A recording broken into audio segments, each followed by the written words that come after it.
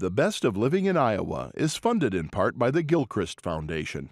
Founded by Jocelyn Gilchrist, furthering the philanthropic interests of the Gilchrist family in wildlife and conservation, the arts and public broadcasting, and disaster relief. Funding for this program was provided by Friends, the Iowa Public Television Foundation. Generations of families and friends who feel passionate about the programs they watch on Iowa Public Television. Hello, this is Morgan Halgren. For 16 seasons, Living in Iowa told the tale of what it means to be uniquely Iowan. Tonight, we honor that spirit by bringing you another glimpse into our rich heritage with a few stories from our archives. In this episode of The Best of Living in Iowa, we'll follow Chad Pregracke down the mighty Mississippi as he cleans up Big Muddy. See a 100-year-old case of mistaken identity solved in the Iowa courtroom where it all began. And come one, come all to the annual National Hand Corn Husking Championships and cheer on your favorite. Chad Pregracke's career as a commercial fisherman on the Mississippi ended a few years ago, but he's still taking things out of America's most famous waterway. These days, it's litter, carelessly discarded debris that threatens the health and beauty of the river and keeps Chad talking trash.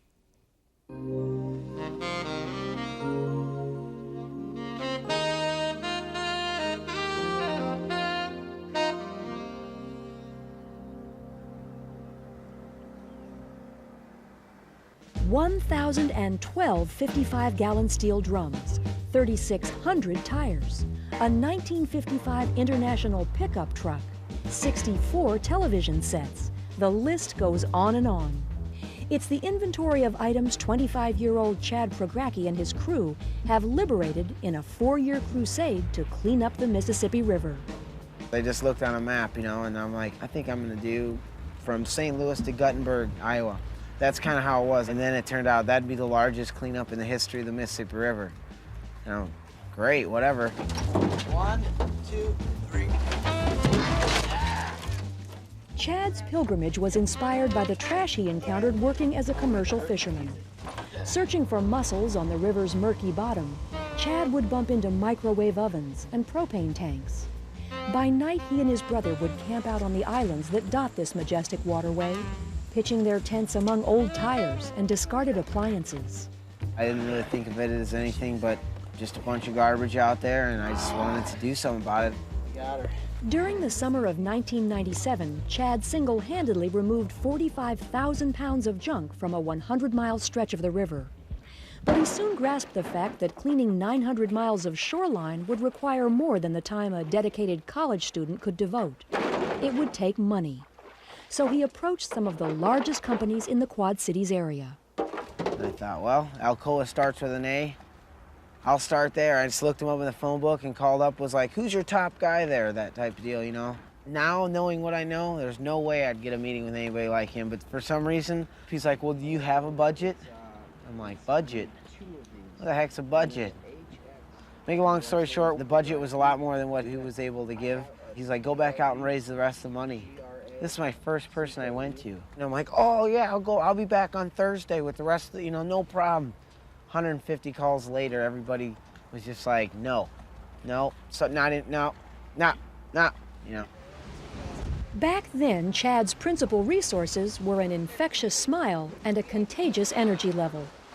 Since corporate sponsors Cargill, Anheuser-Busch, Caterpillar, Enron, and Honda have come on board with Alcoa, his budget has increased to over $200,000, enough to keep a flotilla of motorized vehicles and a 4-member crew running smoothly.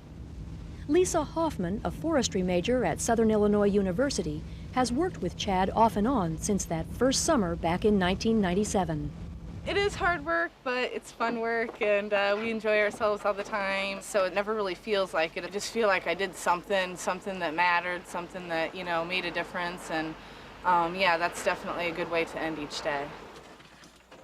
For Lisa's friend Jennifer Anderson, the summer of 2000 was her first river cleanup season. I'm a rookie, but it's pretty easy to pick up, We can tell that it is making a difference. There are places that Chad will bring us up too. He'll say, oh, there was a lot of trash here last year, let's check it, and there's nothing. So it is helping.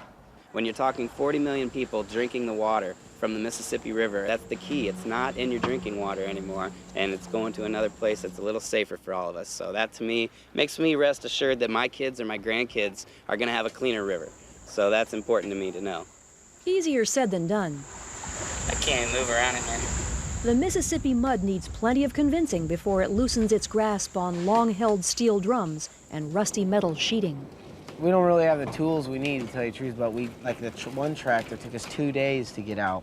Little by little, inching it up. You had to get it up a 10-foot bank, flip it over, and we had it kind of hanging there, and then some guy came in the middle of the day and cut it down and let it fall back in the water and stole our equipment, so we had to do it all over again. That's how we do it.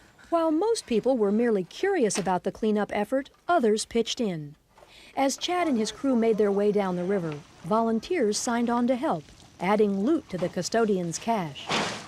Once Saturday comes, we have 100 people out here, whatever, 14 boats. We pick up all the stuff we can so we can leave on the barge Sunday morning so we can get down to the next town and start doing it all over again.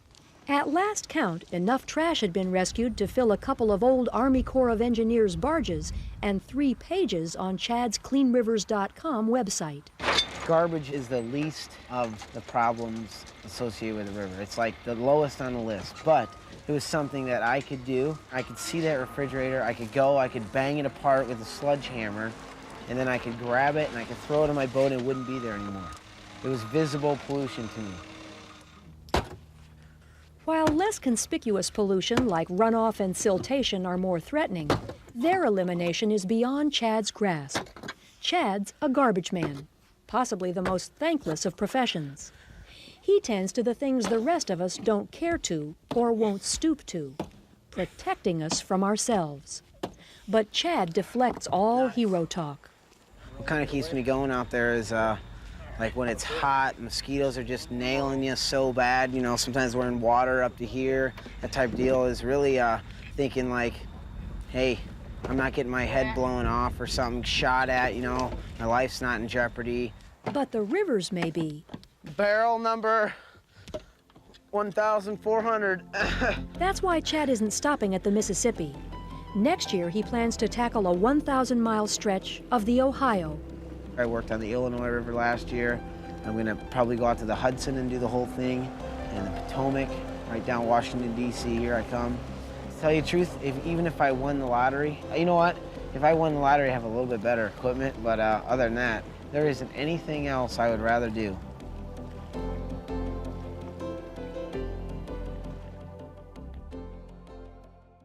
In the fall of 2002, the Old Creamery Theater in Amana stirred up eastern Iowa residents with 24 performances of a play about an unsolved mystery, a very old mystery that was soon to be solved in a very modern way. Curtains going up on the mystery of Marengo's lost boy.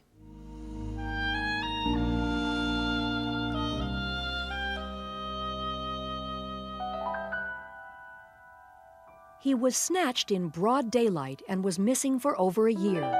But was the boy who was suspiciously returned to his parents' arms really theirs? It's a puzzle that had to wait for over 100 years to be solved. But thanks to a modern playwright and to ultra-modern DNA technology, the Marengo mystery has finally been put to rest. I have heard and carefully considered the testimony in this case, and I find that the boy in controversy is Ray Elliott. The tale of Ray Elliott's disappearance and his equally mysterious return is retold in Lost and Found, a play written and produced by Tom Johnson and performed by the Old Creamery Theater Company. Johnson's dramatization is based on a book he and his wife discovered in a box they purchased at auction in 1997. To find a story about a kidnapped boy, that was so close, a story I'd never heard about. And then my continued interest was after I read it. In fact, after reading the first 3 or 4 pages, it was pretty compelling. I had to read it. I had to finish it. Reading Lost and Found, written by Marengo's Reverend W.B. Phelps, inspired Johnson to dig for more facts. After searching for 1894-95 court records and newspaper accounts, he began to wonder, did the family get the right boy back? His curiosity led him to adapt the story for the stage and to turn to science for the final verdict. May 12, 1893, a small child under the age of 4 was playing on a sand pile on a construction site and came up missing. And the first thing that went out was that he'd been stolen by gypsies. For days, the townspeople exhaustively searched surrounding areas. Pictures were sent throughout Iowa. Marengo's mayor offered a reward, but the child's whereabouts remained a mystery. 14 months later, and 2 counties to the north, a stranger, a Mrs. Lucas, paid a visit on a grieving Waterloo mother whose child had just died. You see this boy here?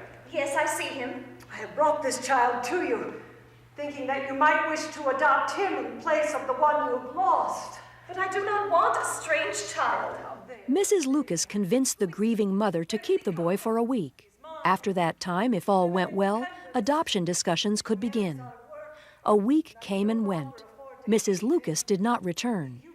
Meanwhile, the grieving mother in Waterloo suspected the child was Marengo's lost boy. She contacted local authorities. They contacted the Marengo authorities, and the father of the lost boy and his minister, Reverend Phelps, traveled to Waterloo and looked the boy over. Oh my. I think I found my boy. I would know that walk and that cough anywhere. This is my boy. I have found my long-lost boy. There are those who have expressed... Even though this boy didn't look like his photo, and he didn't recognize Mr. Elliott as his father, the two returned to Marengo. Mrs. Elliott, too, was convinced that the boy was her lost son, Ray. When the child came back to Marengo, it was greeted as a hero. On the bandstand in the city park, there was music, there were speeches being made, the boy had been returned. But shortly thereafter, another family, relatives of this Mrs. Lucas, showed up and claimed the child. Bertha Burke, the daughter of Mrs. Lucas, insisted that the lost boy was hers, but when her husband came to Marengo to claim the boy, he was arrested for kidnapping. After a 6-week controversial hearing, the judge declared the returned boy to be Ray Elliott. Not only would the Burkes lose their child, but it appeared Mr. Burke was headed for jail.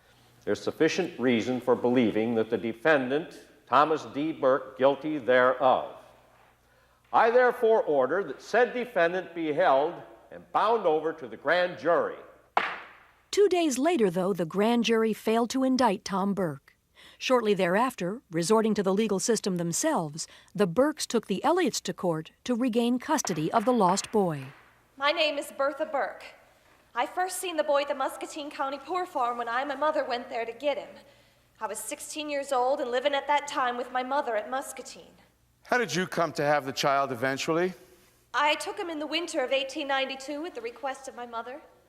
But the Elliots' lawyers succeeded in painting an unflattering picture of Mrs. Burke, which led to the court's decision. The controlling consideration is the present and future best interests of the child. Upon this, my duty is clear to me. I'm fully convinced from the evidence that George Elliott and his wife honestly believe that this child is their son, and there is no doubt but that the child now believes them to be his parents.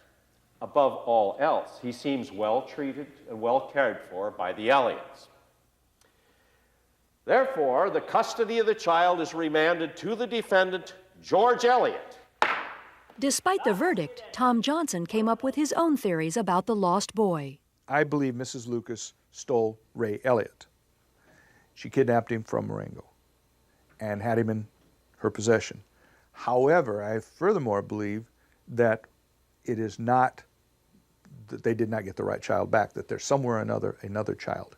Suspicions about the returned boy's mistaken identity came in part from comparisons of 3 photos found in Phelps' book. The photo of Mrs. Lucas's adopted son was taken 7 months before Ray Elliott disappeared. This photo shows a striking similarity to the returned boy's photo when it's reversed on the computer. An earlier photo of Ray Elliott, taken before his disappearance, looks very little like the other 2 photos. How could they be the same boy? We hope at the end of this whole project to be able to say definitively, yes, they did, or no, they did not get the boy back. We're going to solve a 108-year-old mystery. So lost and found playwright Tom Johnson decided the way to prove who was to have a DNA test done on 2 living relatives of Ray Elliott. He hired a DNA testing company and asked Richard, Ray Elliott's son, and Robert, the son of Ray's brother, to provide cheek swabs. If the 2 men shared common Y chromosomes, they would likely be related by blood. The returned boy would have to have been Ray Elliott. To add to the drama, Tom Johnson planned to reveal the unopened DNA results after a special final performance of Lost and Found in the original courtroom at Marengo. Everybody seemed to have their own opinion. I believe he was because my grandma always said that he was Ray. However, my Aunt Marie would be Ray's sister. She didn't think he was. If Aunt Marie turned out to be right, there would be a lot of new branches and broken branches on the family tree. We have a whole family somewhere that we don't even know about, if that's the case. So it'll be interesting either way, I think. In front of a capacity crowd at the Iowa County Courthouse in Marengo, in the same courtroom where Tom Burke was tried for kidnapping, the 100-year-old mystery was finally solved. Richard and Robert Elliott had matching Y chromosome alleles in 9 of 10 systems we tested, with 1 non-match occurring in the system DYS439. This non-match has characteristics consistent with a mutation in that system. It is likely that Richard and Robert Elliott share a common paternal lineage, with the 1 non-match arising from a mutation in that system. The right boy was returned. Ray was Ray. The DNA test turned out absolutely contrary to the way I thought it would be. I had convinced everybody around me, I think, that they did not get the right boy back. And sure enough, we were proven wrong. Dick's my cousin out in California. We're the only ones left.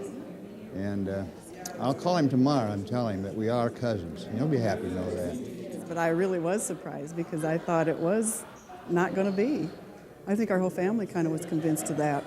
Maybe my dad deep down thought, no, it's really Ray. Grandma said it was. And I was absolutely elated that actually it was a happy ending and that Ray Elliott was returned to his family. But even better, that this mother who had missed this child, I can't even imagine, for 14 months, and sees this little boy coming down the hill, in the carriage, and sees her little boy and instantly says, "That's my boy." She was right all along.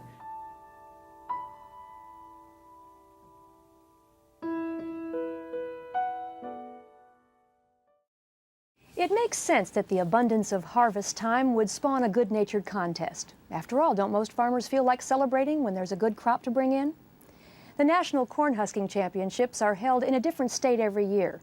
And this year, a first, second, or third place win in their home states qualified corn pickers to come to Kimballton, Iowa, and try their hands on our crops. Go!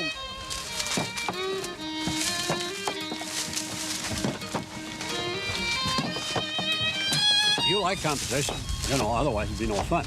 Like I could practice at home where I tell the missus, that's no fun. I like a little competition, see how I compare. Competition, camaraderie, and the desire to preserve a bit of history are some of the reasons that people come to the National Hand Corn Husking Championships. Contestants come from 9 states to compete for the title of the fastest corn picker. Like I say, if you're going to win, you got to go down that row fast and don't make very many mistakes. Get it clean and don't leave any. That's where you're going to be on the top, just like any other sport. In December of 1922, the first husking contest was held in Polk County, Iowa. The contest idea originated with Henry A. Wallace, founder of the Pioneer Seed Company. The purpose of the competition was to separate fact from fiction about how fast some farmers claimed they could pick corn. The corn husking contest quickly spread across the Midwest, and winners from state championships went on to compete in a national contest. Now this will be slow motion. See how it comes out? Clean. There'll be another one. Same way. That hook is important, but you got to know how to use it. By 1941, the championships had become a 4-day event, attracting over 100,000 people. After 1941, the contests were canceled because of World War II. In 1970, the championships were resurrected. And although the event has not regained its former popularity, it does have a group of loyal followers and competitors. The competition and the fellowship with all the guys from 9 states, it's really great to, you know, visit with them every year. I've won the national 4 times, and I've been runner-up, I think, a couple times, and 3rd or 4th several years. Won the state. I won the state 7 years in a row. And I won again last year and I won again this year, so that's probably 9 or 10 times I've won the state. I think I started probably when I was 10 years old, maybe sooner. Picked ever since that, yeah. And we picked in the contests when they had them 80-minute contests. And I just about took in every one I could. And I used to win the county and the district. They had to win the county and the district to get to the state. I picked in the state 3 times them years, but I never could win the state. They were pretty tough competition. Everybody was picking their own corn by hand, you know. But the same rules are apply as at that time. You know, you're allowed 1 ounce of husk now per 20 pounds of corn out of your load. More than that, then it's docked for husk. And you're allowed no corn in the field. If you leave a pound, you lose 3 pounds for every pound you leave. To the people that you meet, and we had some of the same things in common, you know, the interests, and we were trying to keep history. You know, for this is the way it had to be done. There was no other way. We try to keep history alive for younger generations.